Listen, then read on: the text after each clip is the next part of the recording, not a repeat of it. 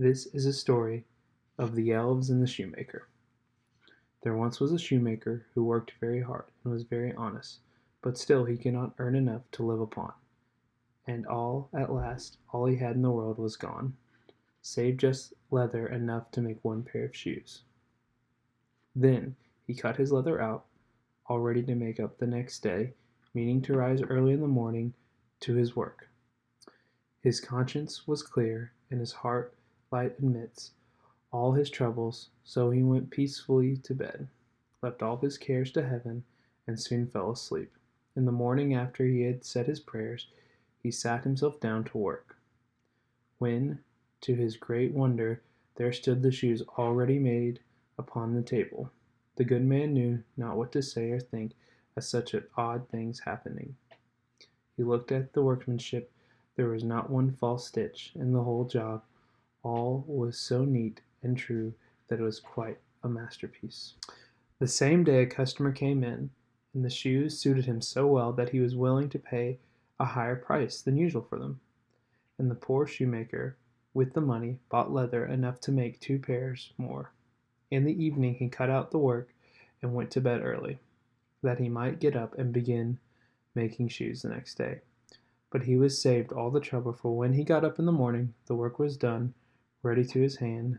Soon in time, buyers came in, who paid him handsomely for his goods, so that he could buy more leather enough for 4 more pair. He cut out the work again overnight, and found it done in the morning, as before, and so it went on for some time.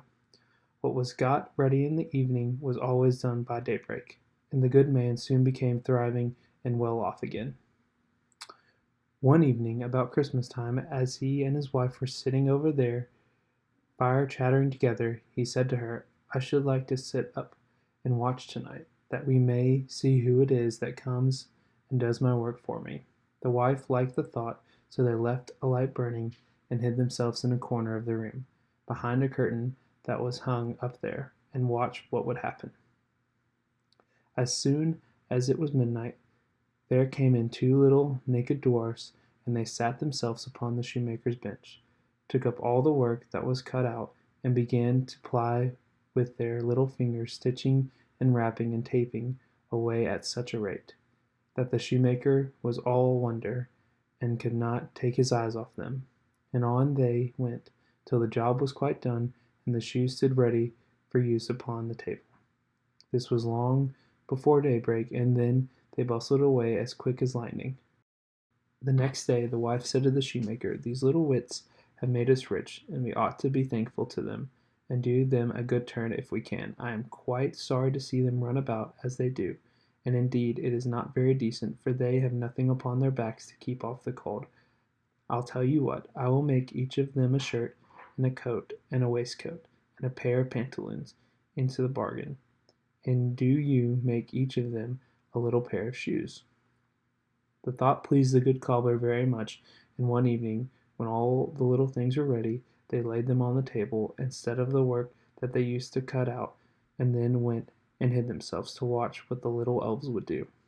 About midnight in they came, dancing and skipping, hopped around the room, and then went to sit down to their work as usual. But when they saw the clothes lying for them, they laughed and chuckled, and seemed mightily delighted. Then they dressed themselves in the twinkling of an eye, and danced and capered and sang about, as merry as they could be, till at last they danced out at the door and away over the green. The good couple saw them no more, but everything went well with them for that time forward, as long as they lived.